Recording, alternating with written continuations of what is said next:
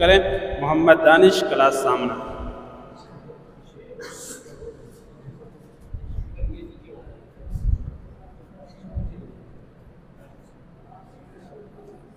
اس کو پیچھے کر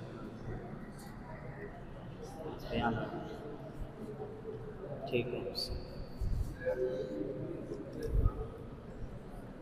السلام علیکم ورحمۃ اللہ وبرکاتہ۔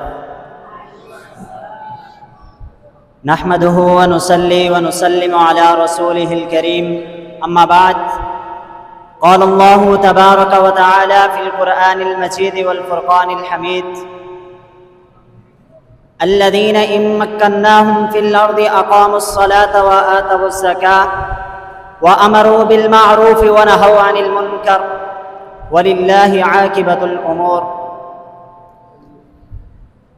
غلامی میں ناکام آتی ہیں شمشیریں نہ تدبیریں، غلامی میں ناکام آتی ہیں شمشیریں نہ تدبیریں، جو ہوش ہو کے یکی پیدا تو کٹ جاتی ہیں زنجیریں۔ واجب القدر اساتذہ کرام اور کشتی احسان کے مسافروں، آج 14 اگست 2024 ہے۔ آج کا دن اس اعتبار سے بہت اہمیت کا حامل ہے کہ اس دن مسلمانوں کی انتھک محنتوں کے نتیجے میں اللہ رب العالمین نے ایک الگ ریاست عطا فرمائی۔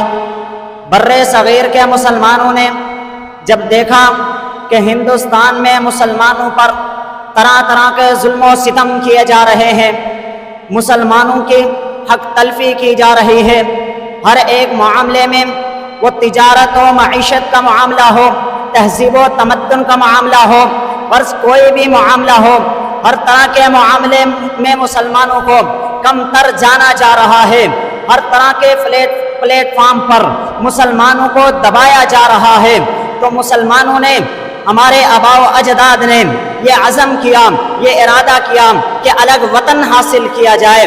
انہوں نے دن رات محنت کی، دن رات محنت کر کے گلی گلی کوچے کوچے میں جا کر کے مسلمانوں کی ذہن سازی کی، مسلمانوں کو اس بات پر آمادہ کیا کہ ہم الگ وطن حاصل کریں گے۔ الغرض بالآخر یہ 20 لاکھ افراد کی قربانی کے نتیجے میں یہ الگ ریاست مسلمانوں کو حاصل ہوئی۔ یہ کیوں نہ حاصل ہوتی؟ کیونکہ اللہ رب العالمین نے وعدہ کیا ہے مومنین سے، وعد اللہ الذین آمنوا منکم وعملوا الصالحات لیستخلفنہم فی الارض کما استخلف الذین من قبلہم ولیمکنن لہم دینہم الذی ارتضی لہم وليبدلنهم من بعد خوفهم امنا۔ اللہ رب العالمین نے وعدہ کیا ہے ان لوگوں سے، ایمان لاتے ہیں، عمل صالح کرتے ہیں، کس چیز کا وعدہ کیا ہے؟ ان سے وعدہ یہ کیا ہے کہ تمہیں خلیفہ بناؤں گا، بالکل اسی طرح خلیفہ بناؤں گا جس طرح تم سے پہلے لوگوں کو خلیفہ بنایا تھا۔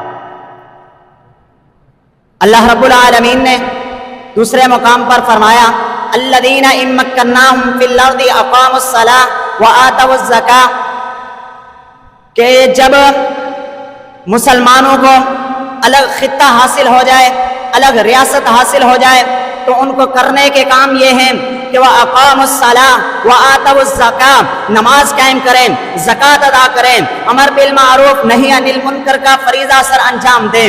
میرے بھائیوں، قائد اعظم رحمہ اللہ نے یہ پاکستان کس مقصد کے لیے حاصل کیا تھا؟ آئیے تھوڑا دیکھتے ہیں کہ قائد اعظم رحمہ اللہ نے یہ پاکستان کس مقصد کے لیے حاصل کیا تھا۔ قائد اعظم رحمہ اللہ نے جب یہ قرارداد پیش کی کہ ہم الگ وطن حاصل کرنا چاہتے ہیں، تو ساتھ ساتھ یہ نعرہ لگایا: لا الہ الا اللہ۔ پاکستان کا مطلب کیا؟ لا الہ الا اللہ۔ یہ نعرہ لگانے کا مقصد کیا تھا؟ یہ نعرہ لگانے کا مقصد یہ تھا کہ پاکستان کی بنیاد لا الہ الا اللہ کی بنیاد ہے، لا الہ الا اللہ پر رکھی گئی ہے، اور پاکستان کا نظریہ لا الہ الا اللہ کی بنیاد پر رکھا گیا ہے۔ دوسری جگہ قائد اعظم رحمہ اللہ نے کراچی میں ایک مقام پر تقریر کرتے ہوئے فرمایا کہ یہ مسلمان وہ کون سی چیز ہے جو مسلمانوں کو ایک پلیٹ فارم پر جمع کر دیتی ہے؟ وہ کون سی چیز ہے جس کی وجہ سے مسلمان جسد واحد بن جاتے ہیں؟ وہ کتاب اللہ ہے، قرآن مجید ہے، کیونکہ وجہ یہ ہے کہ قرآن مجید مسلمان اس پر عمل کرنے والے ہیں، اور ان کا رسول ایک ہے، ان کا خدا ایک ہے، اور یہ ایک امت کے ماننے والے ہیں۔ اور بمبئی میں قائد اعظم رحمہ اللہ نے ارشاد فرمایا، اگر کوئی اچھی چیز ہے تو وہ دین اسلام ہے، اگر کوئی چیز اچھی نہیں تو وہ دین اسلام ہرگز نہیں ہو سکتی۔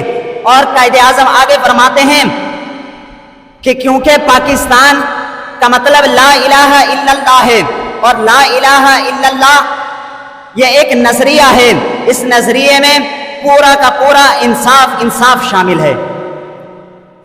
قائد اعظم رحمہ اللہ نے ایک تقریر کے اندر ارشاد فرمایا کہ مجھے کچھ باتیں معلوم ہوئی ہیں کہ کچھ لوگ شرپسند لوگ یہ بات کہہ رہے ہیں کہ ہم پاکستان یہ خطہ حاصل کرنے کے بعد اس کی بنیاد لا الہ الا اللہ پر نہیں رکھیں گے۔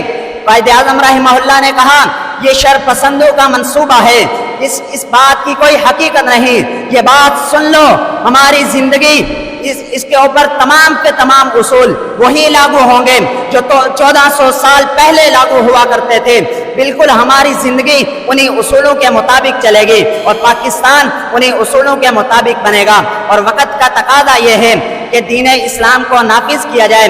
شفیق صدیقی فرماتے ہیں کہ تقاضا کر رہا ہے اب وطن کا ہر گلی کوچا، تقاضا کر رہا ہے اب وطن کا ہر گلی کوچا، اب کسی صورت یہاں جاری نظام مصطفیٰ کر دو۔ وآخر دعوانا الحمدللہ رب العالمین۔